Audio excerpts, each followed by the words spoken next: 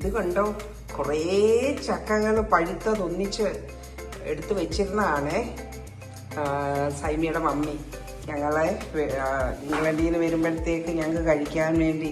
അപ്പം ഇതെല്ലാം കൂടെ കഴിച്ച് കഴിയത്തില്ല. അപ്പം എനിക്കൊരു ഐഡിയ തോന്നി, ഇത് കുറേ നാൾ നമുക്കിങ്ങനെ ചക്കയുടെ ടേസ്റ്റിൽ കഴിക്കണമെങ്കിൽ ഒന്നീ ചക്ക വരട്ടി വെക്കണം, അല്ലെങ്കിൽ പിന്നെ ചക്ക വെച്ച ഹൽവ ഉണ്ടാക്കണം.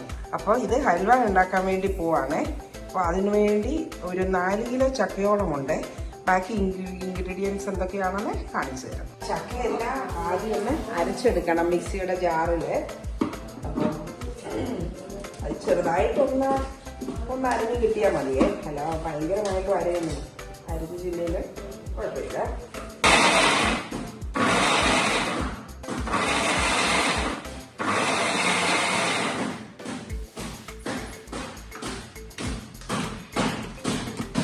ഇങ്ങനെ അരച്ച് ഒരു പാത്രത്തിലേക്ക് ഇടുക. അതോടൊപ്പം തന്നെ ചക്കയെല്ലാം മൊത്തം അരച്ചെടുക്കുമ്പോൾ ഇതിൽ ചേർക്കാനുള്ള ഷുഗറും അതുപോലെ തന്നെ ഇതിനകത്ത് ഏലക്ക പൊടിഞ്ഞ് കിട്ടാൻ വേണ്ടി കുറച്ച് ഷുഗർ ചേർത്തന്നേ ഉള്ളൂ. ഇങ്ങനെ ഇത് ചേർക്കാനുള്ള ഏലക്കാപ്പൊടി വേണം.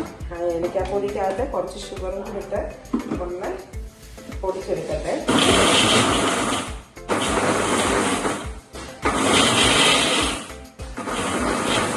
അതുപോലെ തന്നെ ഇതിന് വേണ്ട ശർക്കര ഉരുക്കാൻ വെക്കണം. അപ്പോൾ ഇതൊരു 3.5 കിലോയോളം തുരുക്കി നോക്കിയപ്പം ചക്കയുണ്ട്. അതിന് 2 കിലോ ശർക്കരയാണ് പാനിയാക്കുന്നത്. അതിനകത്ത് നിങ്ങൾക്ക് എല്ലാവർക്കും ശർക്കര പാനിയാക്കാനൊക്കെ അറിയാമല്ലോ. കുറച്ച് ശർക്കരയ്ക്കകത്തോട്ട് ഇത് ഒരുപാട് വെള്ളം ഒഴിക്കുന്നില്ല. അത് 2 കിലോ ശർക്കരയിൽ ഒരു 1.5 കപ്പ് വെള്ളം ഒഴിച്ചാൽ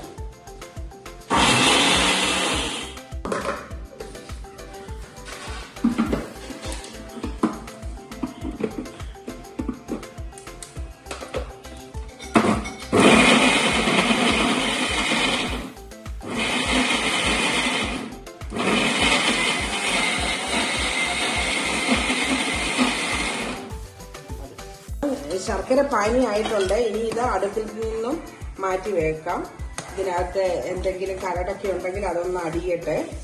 ഇത് ഇച്ചിരി കട്ടിക്ക് തന്നെയാണ് ഞാൻ പാനിയാക്കിയത്. ഒരുപാട് വെള്ളം ഒഴിച്ച് പാനിയാക്കിയാൽ ആ വെള്ളം പറ്റുന്നത് വരെ വളരെ താമസം നേരിടും. അതുകൊണ്ട് ഇച്ചിരി കട്ടിക്ക് തന്നെ ഇത് ശർക്കര പാനി ഉണ്ടാക്കണം. അപ്പം തീ ഓഫ് ചെയ്യുവാണ്. ഈ ഉരുളിയിലേക്ക് നമ്മൾ ഒരു 2 സ്പൂണ് നെയ്യ് ഒഴിച്ചിട്ടാണ് ഈ ചക്ക അരച്ചത് ഇട്ടത്. ഇനി ഇതിലേക്ക് ബാക്കി വേണ്ടിയത് ശർക്കര പാനിയാക്കിയതും തേങ്ങാപ്പാൽ. ഇത് 1 കപ്പ് തേങ്ങാപ്പാലുണ്ട്. അപ്പം നിങ്ങളുടെ അടുത്ത് ഫ്രഷായിട്ടുള്ള തേങ്ങ തിരുമിയ പാലെടുക്കാൻ ബുദ്ധിമുട്ടുണ്ടെങ്കിൽ കേരളത്തിന് വെളിയിൽ താമസിക്കുന്നവർക്ക് നമ്മൾ കോക്കനട്ട് മിൽക്ക് പൗഡർ വെച്ച് നമ്മൾ 1 കപ്പ് തേങ്ങാപ്പാൽ തിക്കായിട്ടുള്ള തേങ്ങാപ്പാൽ ഉണ്ടാക്കണം. ഇതിലേക്ക് ഒഴിക്കുവാണ്. ഇനി ഇതെല്ലാം കൂടെ ഒന്ന് മിക്സ് ആക്കണം ചക്കയുമായിട്ട്. ഇനിയും ഇതൊന്ന് കുറച്ച് പറ്റി വരുമ്പോൾ നമുക്ക് ശർക്കര പാനിയും ചേർത്ത് കൊടുക്കാം. ഞാൻ ഉരുക്കിയ ശർക്കരയ്ക്കകത്ത് അഴുക്കൊന്നുമില്ല. ഇതിലേക്ക് ചേർത്ത് കൊടുക്കുവാണ്. നിങ്ങൾ വാങ്ങിക്കുന്ന ശർക്കരയ്ക്കകത്ത് കരടൊക്കെ ഉണ്ടെങ്കിൽ നിങ്ങൾ അതൊന്ന് അരിച്ചൊഴിക്കണേ. അപ്പം ഇതിലേക്ക് ചേർത്ത് കൊടുത്തു. അപ്പം ഇനി ഇതെല്ലാം കൂടെ ഒന്ന് ഇളക്കി ഇപ്പം ഫുൾ ഫ്ലെയിമിൽ തീ വെക്കാമേ. കാര്യം ഈ വെള്ളമെല്ലാം ഒന്ന് പറ്റി വരണമല്ലോ. ഈ പാനിയും അതുപോലെ കോക്കനട്ട് മിൽക്ക് എല്ലാം ഒന്ന് പറ്റി വരാകുമ്പോഴത്തേക്ക് അത് കഴിയുമ്പം പിന്നെ മീഡിയം ഫ്ലെയിമിലിട്ടാണ് ബാക്കി ചെയ്യുന്നത്. ഇപ്പം ഫുൾ ഫ്ലെയിമിലാണ് തീ ഇരിക്കുന്നത്. ഇതിപ്പം ഒരു മൈദയോ അരിപ്പൊടിയോ ഇത് തിക്കായിട്ട് കലക്കി അതും കൂടി ഇത് ചേർക്കണം. ഇത് 1/4 കിലോയോളം ഇത് മൈദയാണ്. മൈദ തിക്കായിട്ട് തണുത്ത വെള്ളത്തിലാണ് കലക്കിയെടുക്കേണ്ടത്.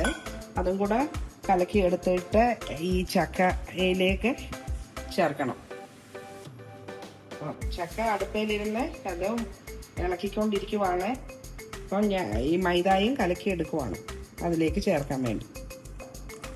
ഇതിലേക്ക് നമ്മൾ മൈദ കൂടെ ചേർത്ത് കഴിഞ്ഞപ്പോൾ ഇതൊന്ന് കുറുകി വരുന്നുണ്ട്. ചെറുതായിട്ട് ഇപ്പം കുറുകാൻ തുടങ്ങി.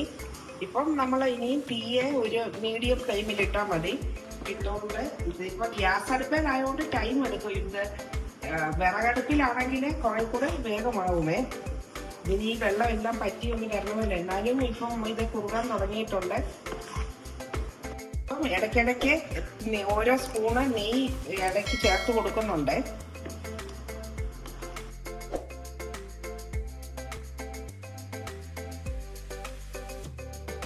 അപ്പം നെയ്ക്കകത്തേക്ക് ഈ കശുവണ്ടി കാഷ്യൂനട്ട്, നമുക്ക് കശുവണ്ടിയുടെ അളവൊക്കെ ആവശ്യത്തിന് നമുക്ക് ഏവരുടെ ഇഷ്ടത്തിനനുസരിച്ച് ചേർക്കാം.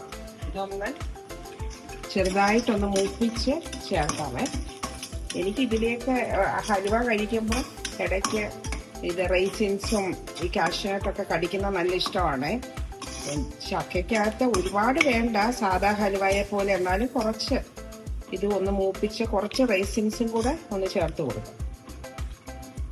കുറുകി വന്നുകൊണ്ടിരിക്കുന്നുണ്ട്. ഇതിന് ഇടയ്ക്കിടയ്ക്ക് കുറേശ്ശെ നെയ്യും ചേർത്ത് കൊടുക്കണം. ഇത് ഇപ്പം നല്ല ഇളക്കുമ്പം നമുക്കും നല്ലൊരു ചൂടാണ്. അപ്പം നമ്മൾ അത് പ്രിപ്പയർഡായി വേണം. എന്നാലും നമുക്ക് ഹോം മെയ്ഡ് ചക്ക ഹലുവ ആകുമ്പോൾ കടയിൽ നിന്ന് വാങ്ങിക്കുന്നെങ്കിലും നമുക്ക് അറിയാമല്ലോ ഇതിനകത്ത് പ്രത്യേകിച്ച് പ്രിസർവേറ്റീവ്സ് ഒന്നും ചേർക്കാതെ നമ്മൾ ഉണ്ടാക്കുന്നതാണ് എപ്പോഴും നല്ലത്. ഇത് കുറുകി വരാറായി. അപ്പം നമുക്ക് കണ്ടിന്യൂ ഇളക്കിക്കൊണ്ടിരിക്കാം.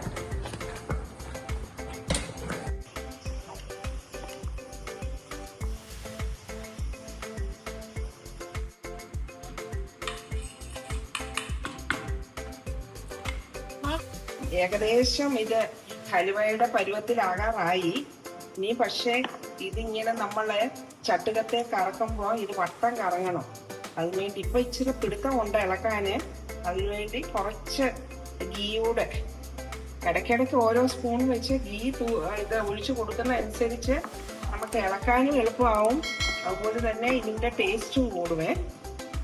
ഇപ്പൊ പ്രിസർവേറ്റീവ്സ് ഒന്നും ചേരാത്ത നമുക്ക് ഹോം മെയ്ഡ് നല്ല ടേസ്റ്റി ആയ ഹലുവ കഴിക്കണമെങ്കിൽ ഇങ്ങനെ നമ്മൾ കുറച്ച് ബുദ്ധിമുട്ട് സഹിച്ചാലേ പറ്റത്തുള്ളൂ. പക്ഷെ ഇപ്പം തന്നെ നല്ലൊരു മണവും നല്ല ടേസ്റ്റും ഒക്കെ ആയി. ഇനി കുറച്ച് സമയം കൂടെ ഒന്ന് ഇളക്കണം. ഇളക്കി ലാസ്റ്റ് ഈ പാത്രത്തിൽ നിന്നും നമ്മൾ ഇങ്ങനെ വട്ടം കറക്കുമ്പോൾ ഇത് ചുറ്റി കറങ്ങിക്കൊണ്ടിരിക്കും ഇതിന്റെ പരുവാകുമ്പോൾ. അപ്പോൾ ഇനി നമുക്ക് നോക്കാം. നമ്മൾ കുറേശ്ശെ എടുത്ത് ഓരോ പാത്രത്തിലേക്ക് നമുക്ക് ഇട്ട് കൊടുക്കാം. ഇത് വിട്ടു വരാൻ അപ്പം നമുക്ക് വേറൊരു നൈഫ് കൂടെ എടുത്തിട്ടുണ്ട്. ഇനി ഇത് ഒരു ഇല വെച്ച്, ഇലയുണ്ടെങ്കിൽ ഇല, അല്ലെങ്കിൽ ഒരു പ്ലാസ്റ്റിക്കിൻ്റെ ഒരു ഷീറ്റ് വെച്ച് നമുക്ക് പ്രസ് ചെയ്ത് കൊടുക്കണേ, ഇത് ഹലുവ ആകാൻ വേണ്ടി.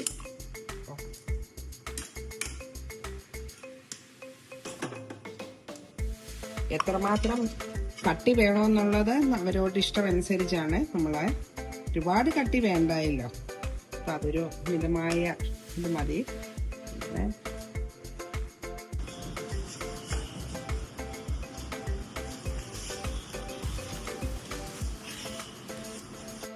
നമ്മുടെ ചക്ക ഹൽവയുടെ ഫൈനൽ സ്റ്റേജ്. ഇതെല്ലാം ഒന്ന് ഉറയ്ക്കാൻ വേണ്ടി ഇതിനകത്ത് നമ്മൾ പ്രസ് ചെയ്ത് വെച്ചേക്കുവാണ്. ഇനി ഇത് തണുത്ത് കഴിഞ്ഞിട്ട് ഇത് ഞാൻ ഫ്രിഡ്ജിൽ സൂക്ഷിക്കും, എന്നാലേ നമുക്ക് UK കൊണ്ടുപോകാൻ നല്ലതായിട്ടിരിക്കത്തുള്ളേ. ചക്ക ഹലുവയൊക്കെ ഒന്ന് നമ്മൾ ഒത്തിരി നാളെ പുറത്തിരുന്നാൽ അത് ചിലപ്പോൾ അഴുക്കാകാൻ ചാൻസ് ഉണ്ട്. ഇത്രയും കഷ്ടപ്പെട്ട് ഉണ്ടാക്കിയതല്ലേ, അതപ്പോൾ അത് കുറച്ച് ഇവിടെ കഴിക്കണം, കുറച്ച് നമുക്ക് കൊണ്ടുപോകാൻ വേണ്ടി അത് ഫ്രിഡ്ജിലെടുത്ത് സൂക്ഷിക്കണം. അപ്പം ഇതാണ് നമ്മളുടെ ചക്ക ഹൽവയുടെ ഫൈനൽ സ്റ്റേജ്. ഇത്തരം പാത്രത്തില് ഇത്രയും വലിപ്പമുള്ള പ്ലേറ്റ് എനിക്ക് ഇതേ ഉള്ളായിരുന്നു. അപ്പോൾ ഇതിന്റെ ചെറിയ ഒരു പ്ലേറ്റും അതുപോലെ വേറെ 2 പാത്രങ്ങളിലും അത്രയും ചക്ക ഹൽവ ഫൈനലി ചെയ്ത് വെച്ചു. അത് ഓവർനൈറ്റ് ഞാനത് സെറ്റ് ആകാൻ വേണ്ടി വെച്ചിട്ട് പിന്നെ എടുത്ത് ഫ്രിഡ്ജ് വെച്ചു. ഞങ്ങൾക്ക് കൊണ്ടുപോകാൻ വേണ്ടി ഉണ്ടാക്കിയതാണ്. അപ്പം നമ്മൾ 1 മണിക്കൂറിന്റെ ഒരു കഷ്ടപ്പാടുണ്ട്, അത്രയേ ഉള്ളൂ. അപ്പം നമുക്ക് പ്രിസർവേറ്റീവ്സ് ഒന്നും ചേരാത്ത നല്ല ടേസ്റ്റിയായ അടിപൊളി ചക്ക ഹൽവ കിട്ടും. അപ്പം നമ്മൾ കടയിൽ നിന്നൊക്കെ വാങ്ങി കഴിക്കുമ്പോഴേ അതിനകത്ത് പ്രിസർവേറ്റീവ്സ് ചേർക്കും. അതുപോലെ തന്നെ നമുക്ക് ഇഷ്ടമുള്ള രീതിയിലുള്ള ഒരു സ്വീറ്റ്നെസ് അല്ല അതില്. ഞങ്ങൾ വന്ന ആ ഹോളിഡേയുടെ ഫസ്റ്റ് ഒരു ദിവസം നമ്മൾ ചക്ക ഹലുവായും ചക്ക കൊണ്ടുള്ള കേക്കും ഒക്കെ വാങ്ങിച്ച് ടേസ്റ്റ് ചെയ്തു. പക്ഷേ ശരിക്കും പറയുന്ന അന്ന് തന്നെ എൻ്റെ മനസ്സിൽ ഉറപ്പിച്ചു, ഫ്രീസറിൽ ഇഷ്ടം പോലെ ചക്ക എടുത്ത് വെച്ചിട്ടുണ്ടല്ലോ മമ്മി, അപ്പം ചക്ക എരിവ ഉണ്ടാക്കണം. അടിപൊളി ടേസ്റ്റാണ് മക്കളെ. ശരിക്കും പറയുന്ന ഞങ്ങളെല്ലാവരും ബ്രേക്ക്ഫാസ്റ്റിൻ്റെ കൂടെ ഒരു പ്ലേറ്റിലെ കട്ട് ചെയ്ത് കഴിച്ചായിരുന്നു. ഞാൻ നിങ്ങളെ ടേസ്റ്റ് ചെയ്ത് കാണിക്കാൻ, നല്ല ടേസ്റ്റാണ്. ചുമ്മാതെ ഞാൻ പറഞ്ഞ തെളിവല്ല. നിങ്ങൾക്ക് വീട്ടിൽ ആവശ്യത്തിന് ചക്കപ്പഴം ഇരിപ്പുണ്ടെങ്കിൽ നിങ്ങൾ എല്ലാവരും ഒരു ചക്ക ഹൽവ ഉണ്ടാക്കി നോക്കണം.